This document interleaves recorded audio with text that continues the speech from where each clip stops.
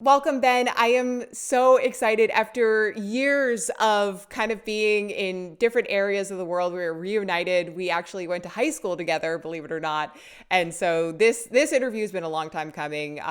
His cousin Jordan actually connected us as I was doing a kind of deep dive into the relationship between music and our brainwaves, and really understanding and unpacking our relationship on kind of a neurochemical and neurotransmitter level with emotions related to music. So, Ben, you are an expert in this field. You have devoted your life to studying this, and I'm just so excited to really get into the thick of it on what's actually happening with your brain when you're listening to sound. Yeah, it's great to reconnect after all this time, Katie, and I'm really excited to talk to you about this. Yeah. So, just kind of getting started with your research, and part of what you've studied is that you have looked into all of the ways that music kind of gives us this sort of never-ending stream of predictions and surprises and prediction errors, right? And so, what I'd like to start off talking about is this idea of reward prediction errors. And so, what are they and how do they relate to, basic learning principles? Yeah, well, I started this field of research mostly just because I love music like so many other people, and I wanted to understand why music is so powerful to our brains, why the brain is so moved by music. And that drove me to dopamine and reward prediction errors, which are really a dopamine signal. So, as I think a lot of people understand, dopamine is a neurotransmitter that is strongly associated with our reward system, with pleasure and also motivation. So, it is the chemical that really drives us towards the things that we like, drives us away from the things that we don't like, and gives us that energy, that drive, really, to pursue our goals and avoid punishments like that. Reward prediction errors are really just one form in which dopamine does that, because when we experience something that is better than we expected something to be, we get this burst of dopamine, which we now call a reward prediction error. And that's really dopamine that's motivating us to pursue that reward in the future. And similarly, when we experience something that is worse than we expected it to be, our dopamine levels in the reward system dip below their normal levels. And that's a negative reward prediction error that's going to drive us away from that sort of thing in the future.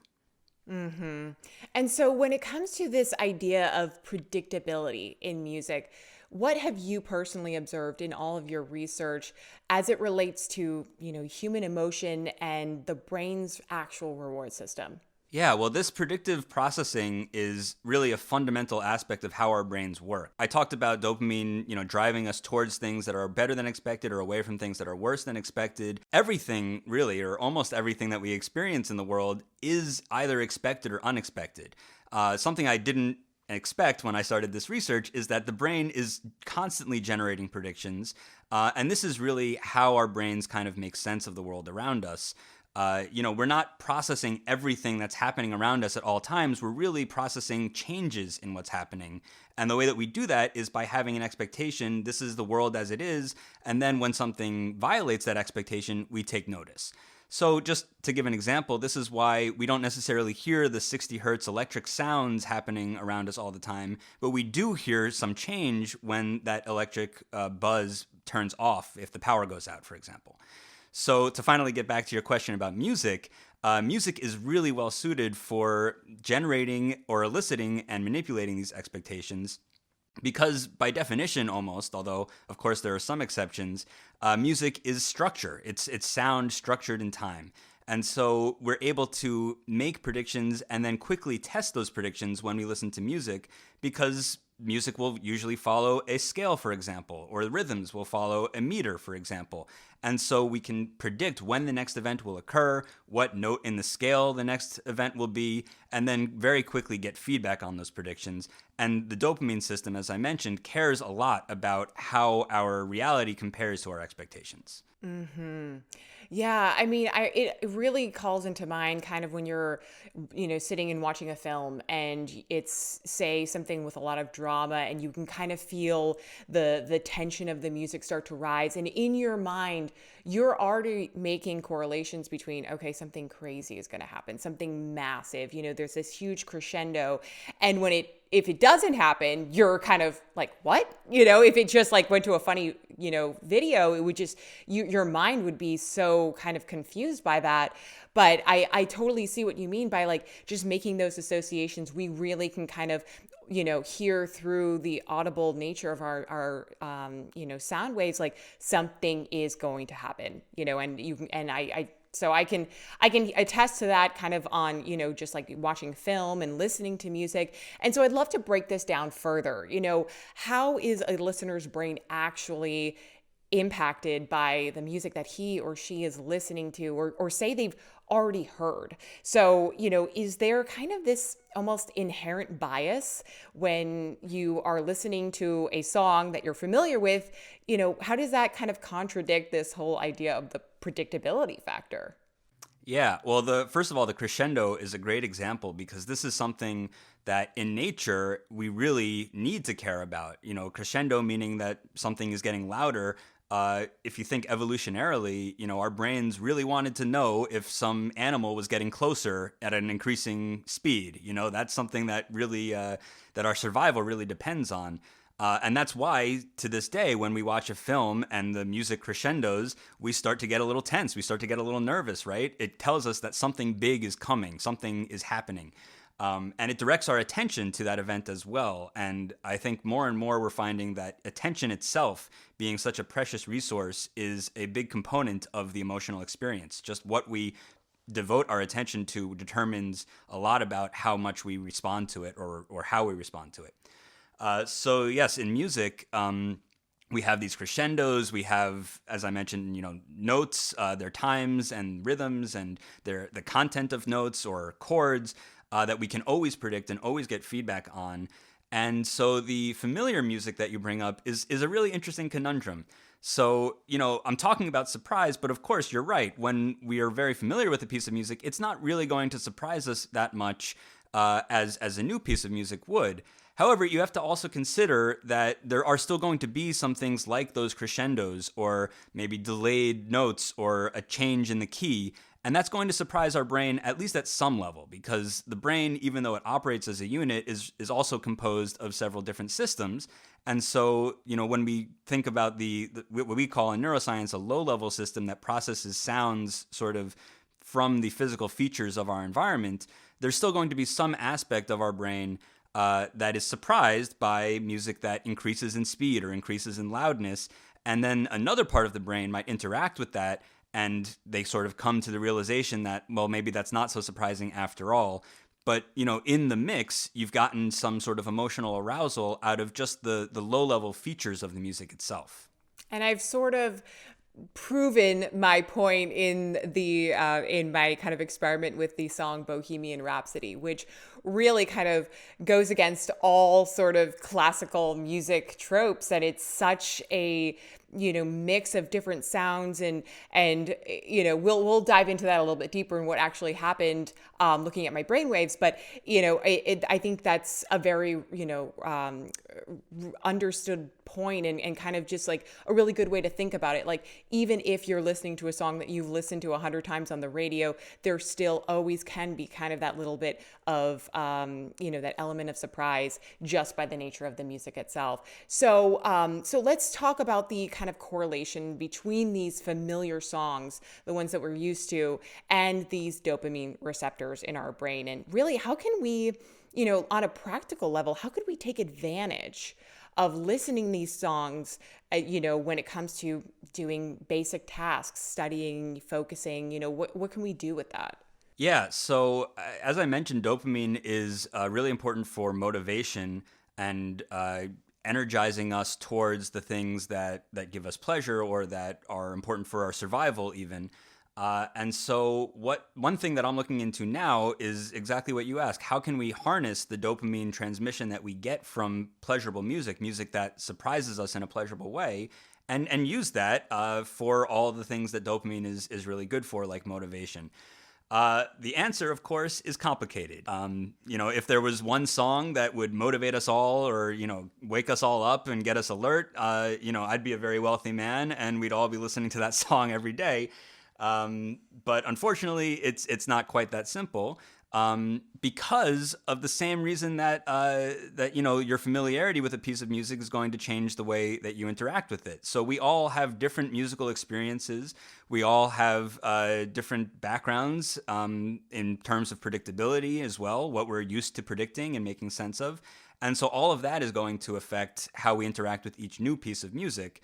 So something that I'm, let's say, converging towards is finding that what really matters for dopamine transmission in a lot of people is not this piece of music or that piece of music, but what is the piece of music that optimally tickles your expectations.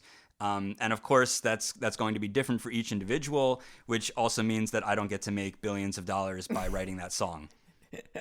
I know that is so true, because there are some songs that, I really enjoy and my fiance cannot stand. And he's like, turn it off.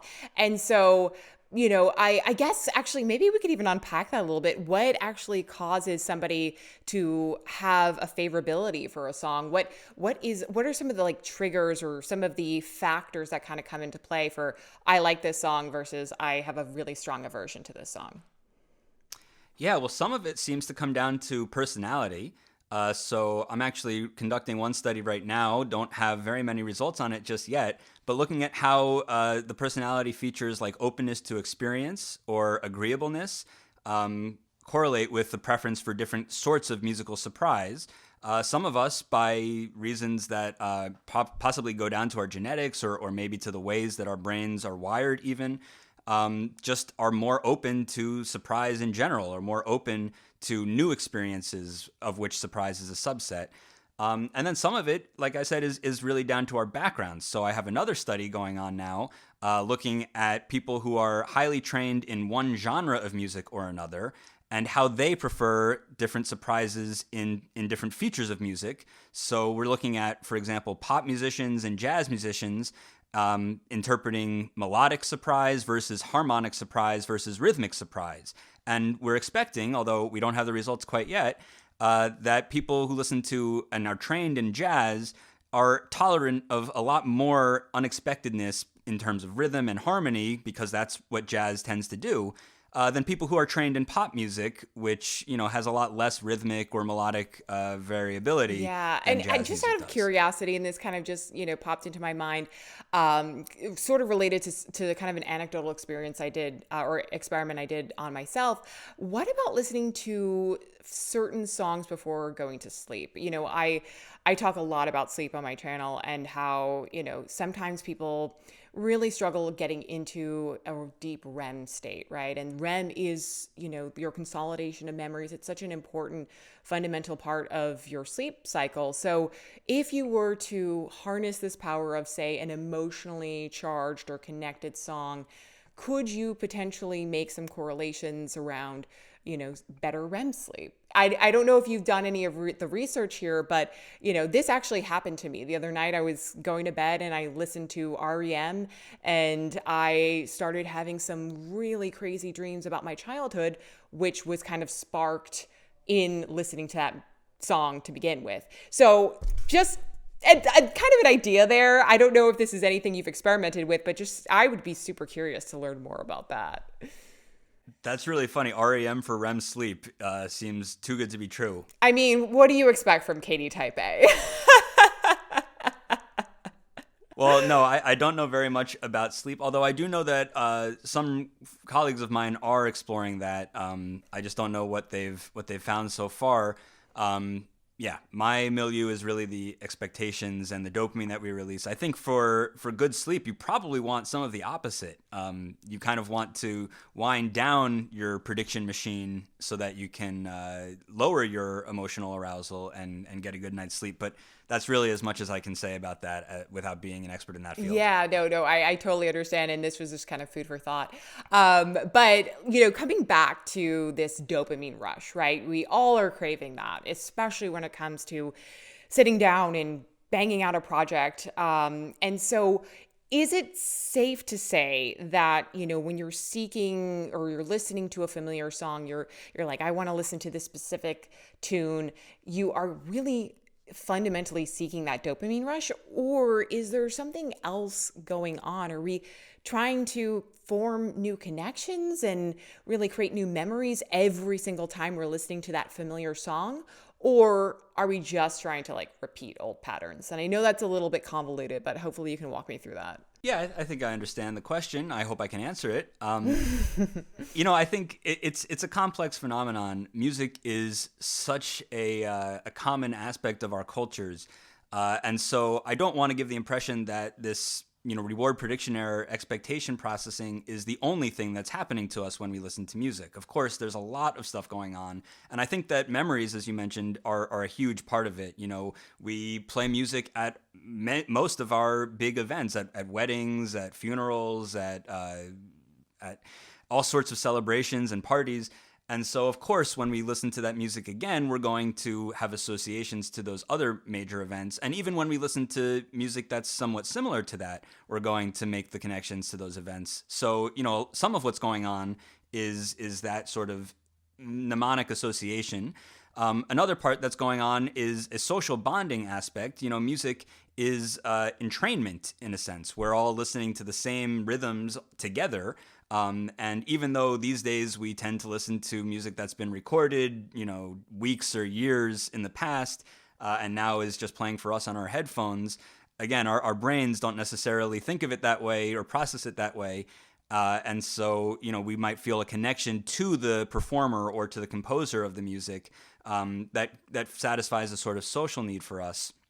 But in terms of the predictive stuff, which is, again, the stuff that I really research, I think we're getting that dopamine when we're learning about the music structure, because that in itself is a reward for us. This is what my research has started to bear out in the last few years, is that if you think about music being rewarding, I think the necessary question is, what about music is rewarding? And some of it is the associations and the social bonding that we get, like I just mentioned. But, why would we listen to music at our big life events in the first place? Why would we, use music to connect with other people in the first place? I think there must be something deeper going on. And as I mentioned, I think what that is our ability to predict and evaluate our predictions about music as we go. So then what is the reward? You have to look within the music for the reward, not, in the way that we use music culturally, I think. And looking within music, you see this dopamine activity when we are making predictions and getting feedback on our predictions. So what that does for us is it doesn't give us, food or shelter like we often think of dopamine going crazy for. But what it does give us is it gives us the understanding of our environment. Because as I mentioned before, dopamine is going to motivate us towards things that are good, that give us rewards, and away from things that give us punishments. If you think about the animal charging at you in the wild, dopamine's going to push you to run away from that. But another thing that's really good for us, that's a reward for us, is understanding the structure of our environment. Understanding that, I hear some noise in the brush over there, but I don't need to run away. I don't need to gather up all my belongings and get out of here because it's just a rabbit. I know because we have rabbits in this environment. So when we learn about the music that's happening in our ears or around our environment, I think what we're really doing is learning about the nature of our environment in a very controlled and a very easy and manageable way, because you're always getting the feedback. So I think that's where a lot of this dopamine is coming from before we get into the emotional associations with memory and with social bonding. Before all that, we're just learning about the structure of music as we go. And fundamentally, our brains like to learn, because the more our brains know, the better we can adapt and survive in our environments. The brain entrainment aspect is key, and this relation to kind of noise sensitivity in your environment. I know you did some extensive research on the ways that musicians versus non-musicians are connected to kind of this idea of heightened or decreased noise sensitivity, and I'll certainly link that research paper in the show notes below, because I think it was fascinating. And I personally, kind of just as a small little aside, do find myself a very noise sensitive person.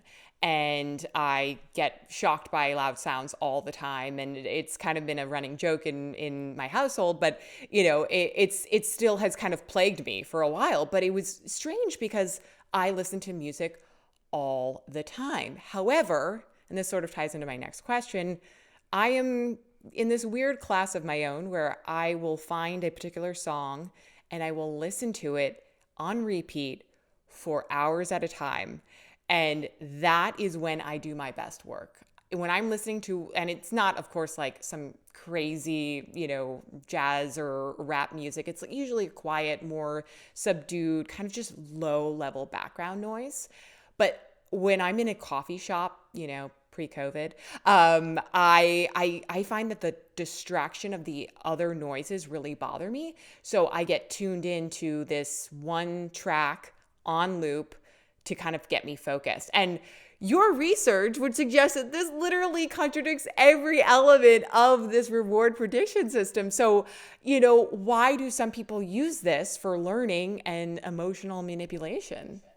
Well, yes and no. I think, first of all, because you're noise sensitive and because background ambient noise can really distract you, in one sense, it sounds to me like you're using a calm and repeated piece of music to sort of filter out some of the other noise, which is less predictable. And yes, a calm piece of music that's repeating is going to be very predictable, and so it might not engage so much of your dopamine system. But by the same token, it's also canceling out a lot of the other noise that's going to be even less predictable. That's going to be so unpredictable that it's going to be distracting. So there is something to be said for that sweet middle ground of predictability. And like I mentioned before, I think that's really where you see a lot of dopamine and a lot of emotional responses to music is when things aren't too predictable or too unpredictable. Because if something is very unpredictable, again, you can't even begin to understand it. You're not going to get that benefit of learning about your environment because there's no telling what's going to happen or when. And if something is very predictable, by definition, there's no learning to do because you already know it. You already are able to predict it entirely.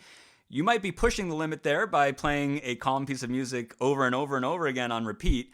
But because you're doing it while you're working or doing something else, you're not devoting all of your attention to it. And I think that's why it works for you. As I said before, attention is such a valuable resource. If you really attended to a piece of music that was already pretty predictable and then listened to it 8, 9, 30 times in a row, I'm sure you would get pretty bored with it. But because you're doing something else at the same time and only devoting occasional resources to predicting and evaluating your predictions about that music, you're able to do that for hours at a time because you're only doing it sort of in the background as you do other stuff. That makes me feel so much better about myself because for the longest time, I thought I was just crazy. I have talked to other people who kind of do something similar or, they'll play binaural beats or something that, is just sort of eliminating the unpredictability of the background noise. But I just feel like every time I need to get into the zone, I'm drawn to one particular song. And I actually looked at my brainwaves when I listened to that song and I saw that song like heightened my gamma waves, which, has traditionally been kind of this meditative state. So there might be a correlation there. And, I certainly need to look into this a little bit more, but, there are reasons why I'm drawn to certain songs to put on repeat and not others. And I guess, what have you kind of observed when it comes to harnessing, certain music for accomplishing specific tasks? I know we talked a little bit about this earlier. Now there's no perfect song, but are there certain sounds or even styles of music that you would say would be better for writing or editing or reading? What has been kind of your observation there? Sorry, I'm not willing to get that specific quite yet, but I think again, complexity is kind of where all of my research points. But it also, you have to keep in mind that complexity is subjective. So in one study I did, we found that generally highly trained musicians and non-musicians who obviously don't have much experience analyzing music listened to music in very different ways. The highly trained musicians tended to take a more analytical, or let's say a cognitive approach to music, kind of like I might have done as a student of music theory, thinking about the chord progression and, oh, it's interesting that Beethoven went to the minor seventh there, and, something like that. Maybe not so explicit, but that sort of mode of thinking about music. Whereas non-musicians, who obviously don't have that vocabulary or maybe even interest in analyzing music in that way, listened in a more emotional sense, just, responded to how the music made them feel without paying very much attention to, how it was manipulating chord structures or playing on, Bach's rules of chordal harmony. I think what music you want to use for what task depends both on what you want to accomplish, but also where you're coming from and how you listen to that music. So if you're somebody who wants to listen to calm music that is relatively simple in terms of its surprising structures, to help you focus, by all means, but maybe don't do that if you're the kind of person who's going to, analyze the music as you're listening. I find it very difficult to work while music is playing on pretty much anything. And that's probably because of the 4 or 5 years of music theory I studied, that I almost can't turn off the analytical drive to make sense of the music. And therefore I get too distracted from what I'm trying to accomplish. I'm sorry I can't give you a certain, playlist or genre or anything like that, but it really does come down to subjectivity. No, but that speaks volumes to kind of, what people can actually do, and how they can really start to understand their relationship to music simply by knowing, do I have kind of this musical background? And for a lot of people, they've kind of faced a similar experience as you, where it's like, I can't listen to music because I start to think about the lyrics, or I start to think about, the chord structure. And it really does, it is so subjective. It really does depend on your own relationship to music. I wish that there was some, simple overview and like, this is going to be the perfect playlist for this. And there are plenty of YouTube videos that try to, prove that. But again, I think based on the science, it's so individualized, and that's a great takeaway in itself.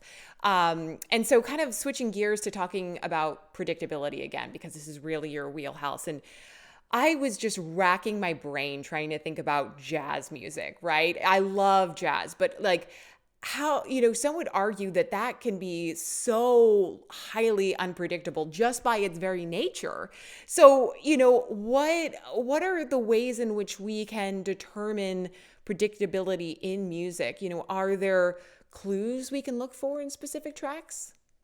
Yeah, absolutely. Jazz is definitely some of the most unpredictable music that we humans have produced. Actually, I'd just like to go back for a second to what we were talking about before, to say that in a sense, it would be great if, there was one piece of music or one genre of music that helped us all focus or fall asleep or, energize us. But in the other sense, I think it's really great and beautiful that we have such subjective experiences. That's why there's so much music in the world, and we keep generating new music, because there's still more ways for us to express ourselves and to connect with other people, and that's going to keep changing all the time as we have new and different experiences. So on the one hand, it would be great if we could all listen to the same playlist and experience the same things that we want to experience. On the other hand, I think it's really very cool that we don't in some ways. And before you get into your second question, I just want to add a little note there. I've been looking into certain songs, and I keep coming into like classical music, and specifically Mozart. I believe Sonata 448 has really been studied in the academic, field on its relationship to cognitive behavior, and how it actually can really calm your mind. And I'm just curious, like, before we talk about jazz, because that's a whole other, topic to unpack, but classical music, is there something there? Have you looked into any of the research behind the reason why people tend to to use that specific style when it comes to meditating and relaxation and focus? Well, I mean, there are maybe a few reasons, but even classical music is, hugely varied. But most of the music that we listen to today, even hip hop or pop or country or whatever it is, they are still rooted in the classical music tradition. At least in the sense of where our scales come from, where our rhythms generally come from. Obviously, a lot of current contemporary musical styles are also influenced by African rhythms or by African American rhythmic structures.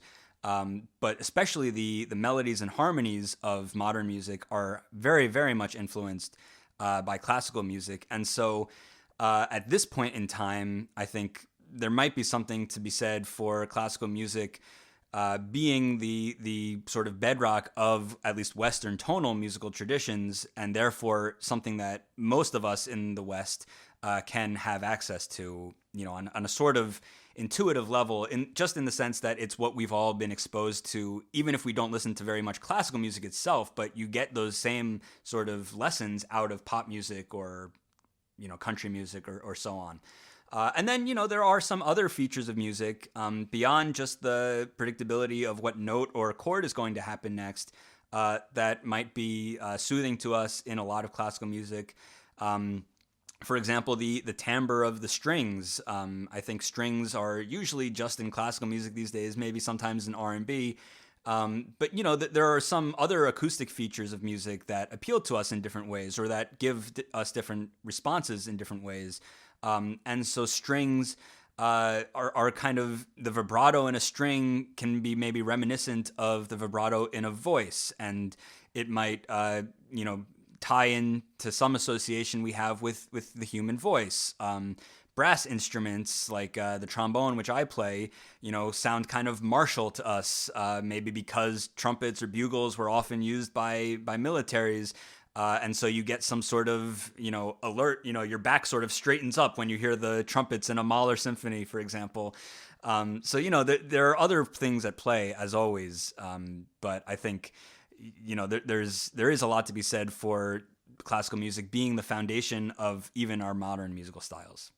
And just as a jumping off point, like sometimes when I'll listen to even modern contemporary music and there is an element of string, maybe it's my association and background in playing the violin, but I am immediately gravitated towards that song. Like I hear that like higher than any other, chord, and I just feel like there's a sense of familiarity, there's a sense of relaxation, and it's euphoric in some ways, and those are kind of the songs I'm drawn to. So yeah, I mean, I think there's like two things that could be said there, right? Like maybe I have some predisposition or preconceived notion of like what I associate with string music, but also I think that vocal aspect is just I've never heard it talk like that, and for you to kind of explain some of that kind of understanding of the way it relates to our body and certain repetitions that we've heard in the past and correlations that we made, I think that's gold. I absolutely love that takeaway. So let's get back to jazz. And I'm not talking smooth jazz. I'm talking, your classic jazz. And I mean, if you go to a jazz bar, it's so much fun because it is so just like, you never know what's happening next. And, I spent a lot of times in New Orleans and going through jazz bars, and it just was like every single piece of music is so unique, and you never you just kind of are sitting in your chair just like waiting for the next moment to arise. And it's so exciting. But again, like coming back to this predictability, it's so unpredictable, right? But yet it's so appealing to some people. So what are we looking for here in specific music tracks? And maybe that can even kind of evolve into like this idea of something being too unpredictable and what that does to us. Yeah, absolutely. I mean, it bears mentioning that some jazz is too unpredictable for even a lot of jazz lovers. I consider myself a jazz lover. I listen to jazz pretty much daily, and I play jazz. And I do not like, with all due respect, Ornette Coleman. Just can't really make sense of it, can't make heads or tails of it. And so I don't find that very appealing. And then, there are some people who can't stomach any jazz at all, or, don't really care for it at least. And, so again, it comes to the subjectivity of our musical backgrounds and also what we've engaged with outside of music as well, and how that's going to affect the way that we process new stuff. But yeah, jazz, I guess by definition, is pretty unpredictable because it relies on improvisation, which, is always novel, is always going to push the boundaries of what we've heard before, or at least, I guess, most good jazz by definition, by my definition, would push those boundaries. So yeah, I think the way that we listen to jazz might be a little bit different than the way we listen to classical music. We are able to distinguish the context of the music we're making predictions about, I think. So when I listen to jazz, at least, again, being the kind of person who does think a lot about how I'm analyzing music, perhaps more than most people in the world, because this is my area of research. When I listen to jazz, I'm not necessarily making fine-grained predictions about what note is going to happen next. Maybe there is some part of my brain that does do that. In fact, I would argue, based on my research, there probably is. But what I'm more concerned about, where I'm devoting more attention, is more general. It's more, is the improviser going to land on this chord when it comes? Or, is the next chord going to be in this direction or that direction? So, the predictions that we're making are always happening on many different levels. We talked before about, even familiar music surprising us because there's a sudden change in the key or in the loudness, for example. And so the same thing is happening when we're listening to jazz at a different level. Of course, there are also those changes in the key and the loudness that might give us some surprise, but there are also changes in the general structure. You can zoom out a little bit and see examples in like the call and response structure of a lot of blues music. We're going to have some sort of call, then there's going to be maybe the same thing repeated, and then we're going to have a third section that's a departure, and then maybe we're going to go back home. So I don't necessarily know what that departure is going to be, but I do know that whatever happens, we're going to come back home. And what does almost all jazz music do? It starts with the melody, have some improvisation, which may get more and more abstract, maybe even to a drum solo where even the whole rhythmic structure of the piece breaks down. But then it's going to build itself back up, and it almost always ends with that melody again. So whatever happened, we're back home. Mm-hmm. So that's kind of still going along the lines of this like predictability. You're expecting it to come back home. Yes, well, I mean, to a hammer, all problems look like a nail, right? I study musical predictability and pleasure, so I think that's a lot of what's happening there. Although, of course, there are other things happening as well. Of course, yeah. And then what happens to your brain when you're listening to a song that you have zero associations? You're basically listening to it for the first time. Obviously, every song is heard for the first time at some point. So, yeah, of course. Of course. this. So yeah, I think this gets back to, why do we care about music in the first place before we start associating it with other people or with memories and stuff like that. So there have been some really fascinating studies some of my colleagues did in newborns, showing that even newborn infants on the day of their birth exhibit some EEG signals indicative of musical expectations. And you have to consider, first of all, that the auditory system develops in utero. I don't know what stage of development, but a few weeks before birth. So, even newborns have had some exposure to some aspects of music. Even if you don't, play much music while you're pregnant, you're going to hear some around you in your daily life just because of how diffusive it is in our cultures.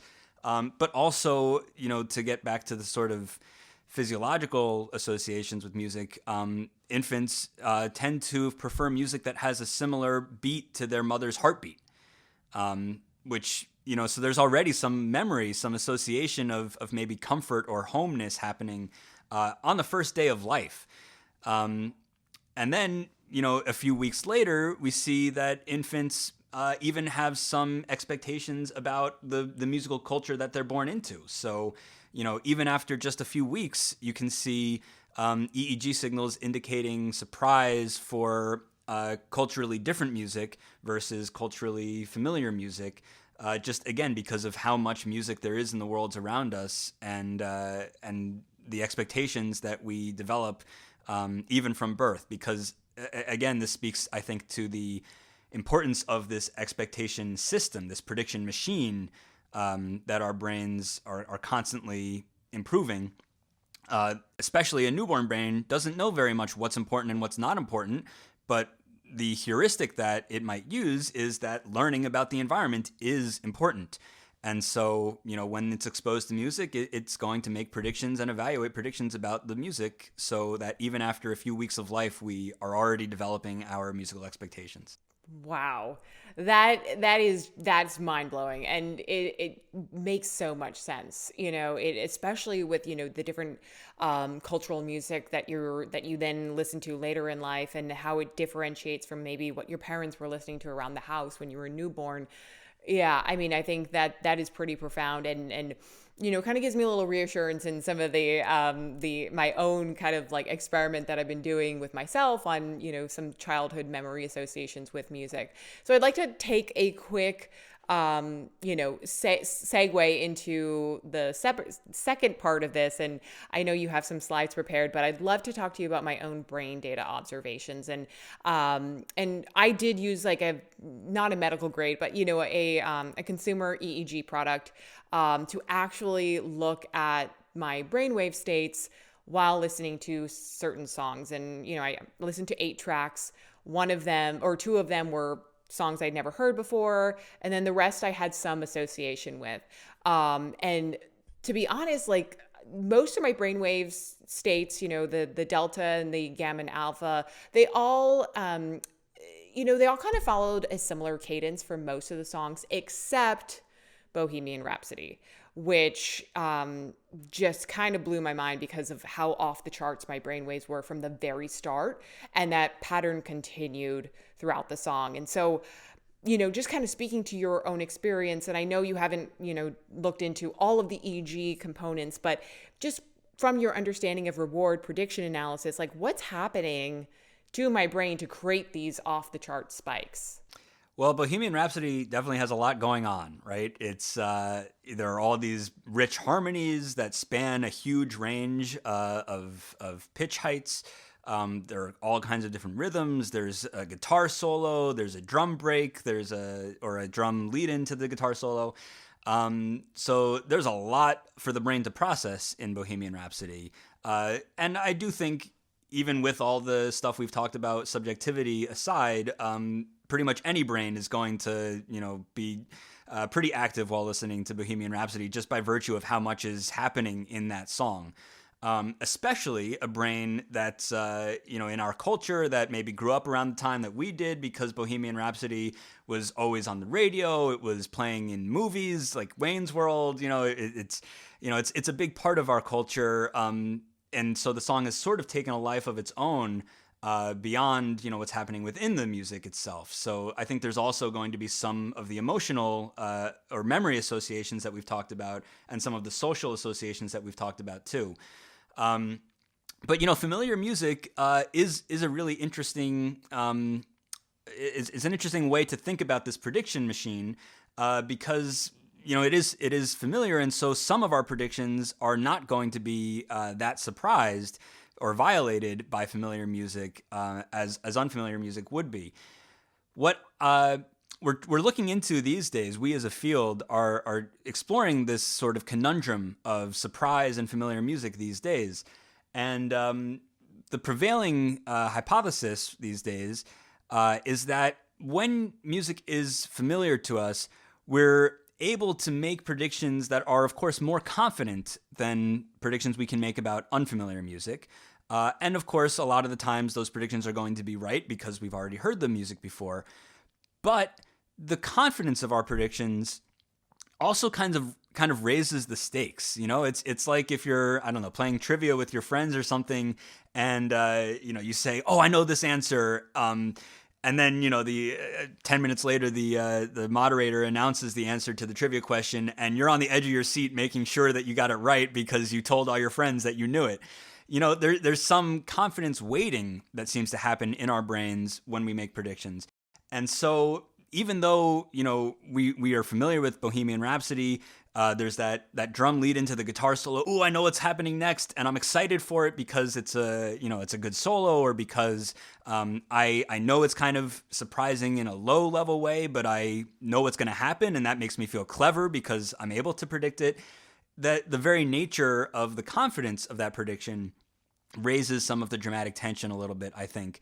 And then the other thing to consider is that even music that we're very familiar with, even Bohemian Rhapsody that we've all heard thousands, if not millions of times, is still going to surprise us in some ways each time, unless maybe we've listened to it, as you said you might do, for hours and hours on end on repeat. But our prediction machinery, the dopamine system, for example, isn't going to perfectly switch tasks when we switch tasks. In other words, it's a slow learner. And that's kind of good for us in a lot of ways. You don't really want to apply your predictions from one piece of music to another piece of music because it's different. And, that's maybe a low stakes example, but you don't want to apply your predictions about, driving at one intersection to driving at another intersection. You want to still take the time to learn about your environment at the new intersection, to learn about the drivers coming to the new intersection, how that light behaves, and so on. So it's actually very good for us that our learning systems are slow learners, because it allows us to take the time to adapt to new circumstances. And so even when we're listening to a highly familiar piece of music like Bohemian Rhapsody, we are probably bringing this slow learner along with us gradually. And so we might still have some residual predictions from the last piece of music that we listened to, or the piece of music before that. And so it still surprises us, even though, on some level, an explicit level, we can name what's going to happen next. That is absolutely just phenomenal. That is such a great recap, and really puts into perspective this kind of fundamental evolution aspect of our brain that, you talked about in the beginning, and why we're wired to certain sounds and certain music, and even relating it back to you wouldn't drive down a highway, in the same exact way that you did 2 days ago. You're always kind of relearning, readjusting, and reformulating new thoughts and predictions. And so it makes so much sense that even though Bohemian Rhapsody has been around in my life since the age of 2, I still have these crazy, changes happening to my brainwaves every single time I do it. And, to be fair, for my scientific research, I probably will listen to it a couple of times and see what happens to those. Do those brainwaves actually start to decrease after I've listened to it, in perpetuity? But just kind of right off the bat, that was the one that really stood out to me. And so I was so curious to kind of get your thoughts on it. And then, just kind of switching to the brainwaves, because this is something that I'm really vigorously studying on myself, and how can I, getting to know what the brainwaves are doing, and how to basically make myself, an optimized human and an optimized learner by using certain music to accompany my tasks. And so the one song that I do listen to on repeat is by Empire of the Sun. And I have been listening to this since college, just studying, reading, everything. And I looked at my brainwaves compared to all of the other tracks, and that one showed the highest level of gamma frequencies. And so, as I had mentioned before, there is some correlation between kind of being in this sort of meditative flow state with higher levels of gamma. And so I just was hoping maybe you could maybe speak to some of the kind of neurochemical stuff that's happening while I'm listening to that. Yeah, well, I also want to mention there have been a couple of empirical studies of people listening to the same musical pieces over and over and over again. And I think it depends on how familiar you are with the piece of music and how complex the music is, again. because if we're always making predictions, the amount of repetitions will determine how long it takes for you to fully master that piece of music. But one study that I remember found it took about 32 repetitions of I think, 30-second musical excerpt before subjects finally started getting bored with it. So, when I say our brains are slow learners, they really can be very slow sometimes, which, again, is good for a lot of circumstances and also, lets us keep benefiting from a piece of music over and over again. In fact, the relationship to this flow state, I think, is kind of similar. So I'd like to show you a couple of slides that I put together from some research I've done. Let me bring this up. Here we go. So I took 50 pieces of music here. Actually, these were also 30-second musical clips just to try to get a quick rating for each one. And well, the first thing I did was I ran these through a mathematical model, which I'm happy to talk about a little bit more in a moment. But for now, let's just say that this model gives me a numerical value for how surprising each piece of music is and how uncertain each piece of music is. So what I mean there is the distinction between a backwards and a forwards prediction. Uncertainty is forward-looking, right? How confident can I be about what's going to happen next? And I mentioned confidence before. This is what I mean. This ability to make an effective prediction in the first place. And then surprise is backwards looking. Now that this event has happened, how surprised was I by that event? So I have this now for each of 50 pieces of music. And I had a whole bunch of people listen to and just rate how much they liked each piece of music as they listened. And so you can see here for both surprise and uncertainty, it's a sort of a Goldilocks effect, if you will. People like the stuff in the middle.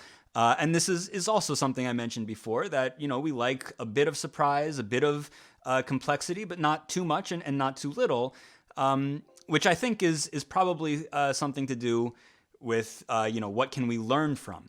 In fact, the reason I think that is because when I looked at these two things together, sorry, my slides are not very well curated, but here we go. In fact, when I looked at these two things together, I saw an interaction between surprise and uncertainty. So the people's preferences didn't follow the same pattern in both dimensions at the same time. If you look here, when there's high uncertainty, that's this purple curve, there were unsure predictions, right? That's what the high uncertainty means. We're not very confident about what's going to happen next, but we do have some prediction. We're just not putting a lot of emphasis on it.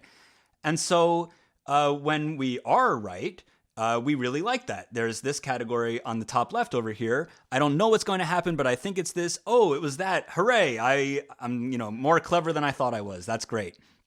But then when we're wrong, when we have an error in the prediction, we don't like it, but it's also maybe not a huge deal because, I didn't really expect to be right in the first place. But then if you look at the green curve, when we have low uncertainty, we're very confident about what's going to happen next in the music. So when we are wrong in that case, that's really unpleasant. That's, again, like the trivia example. Oh, I know this answer. And then, you're embarrassed to find that you didn't actually know the answer. So in that context, we really like to be right. I'm sorry. We really like to be right when we're confident about our predictions.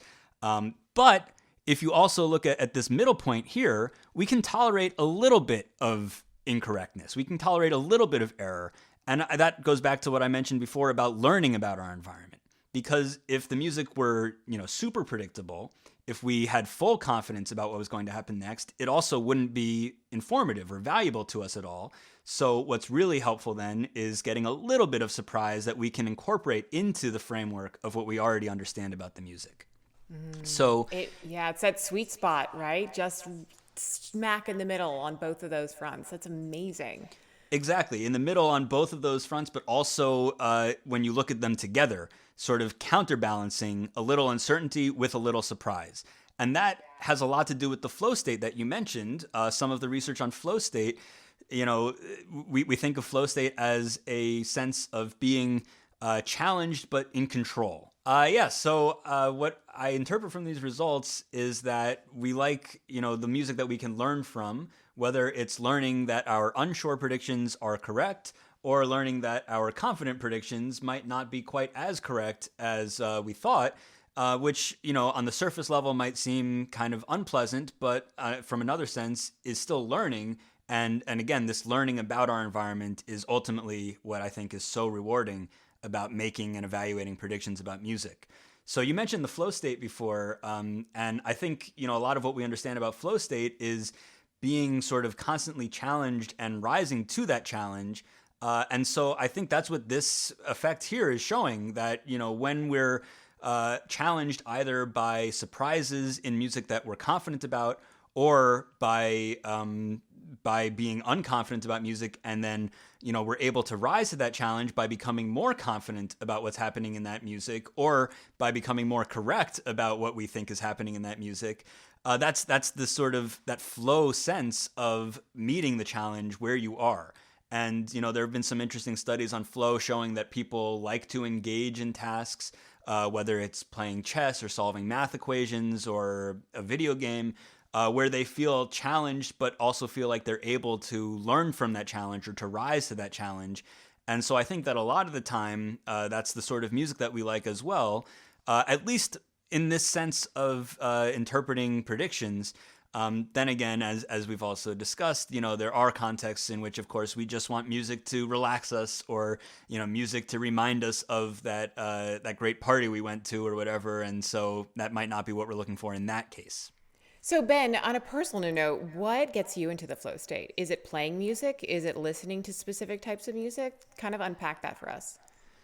Yeah, well, some of both, and of course other stuff too. But in terms of music, yeah, I mean, as I mentioned before, I'm a jazz lover. Not able to predict everything that's going to happen in a piece of jazz, of course. But again, that's not really the point for me. The point is just trying to keep up, I guess.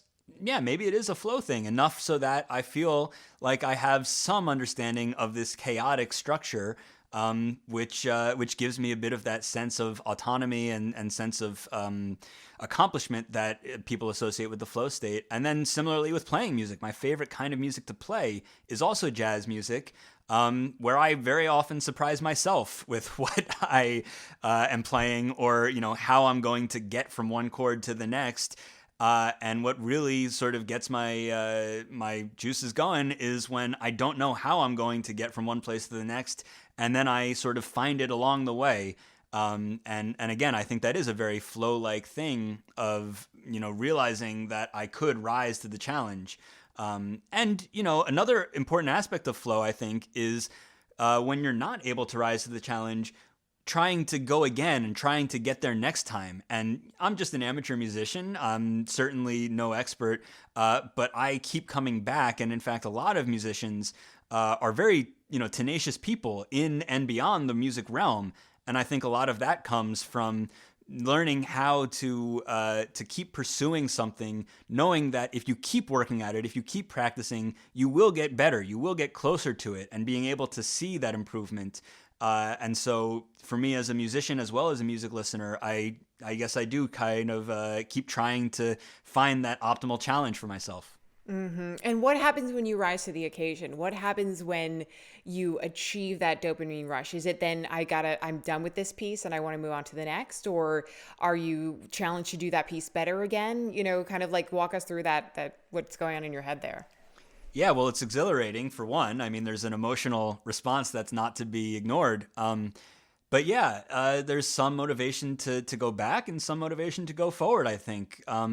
It really depends what you attribute that rush to, I guess. Luck. So, right. I mean, in the one sense, you might want to go back and play the same piece of music again because you got such a thrill out of it.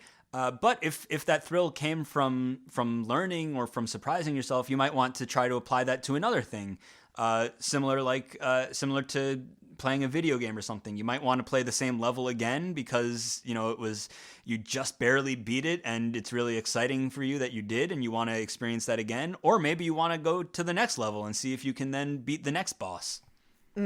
Exactly. It's kind of funny for me on like, my flow state is writing. And in some ways, it's like I never know the words that are going to come out. And sometimes they come out great. And sometimes I am stuck. And it's this constant like dance of this challenge in my mind of like, how am I going to formulate my words and often I will stop when I hit a spot where I'm like, it's no use. Like I'm not getting anywhere. And the best thing that can happen is like I will sleep on it, come back in the morning, and it's like I'm seeing it through a whole new lens. And I'm so much faster at getting into that flow state again when I come back to it hours later versus just trying to push through in that moment. So that's something I've sort of learned. And then there are other things I do to get in the flow state, going on a run, listening to songs on repeat. Like there's creative ways that I've been able to kind of tweak my brain to be able to enter that faster, because we're all about optimization and about getting things done quickly.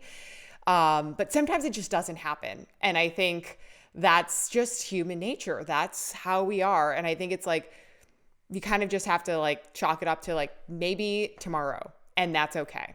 I think that's the frustration too, and I'm sure you've had that with music too, where you're like, I'm just not getting it no matter what I do. Yeah, absolutely. I mean, getting into the psychology of flow or optimization, it's very messy, I think, because we're messy and the world is even messier around us. So, of course, sometimes it's very difficult to get there. And I don't want to pretend that there's, one way for everybody to get there all the time.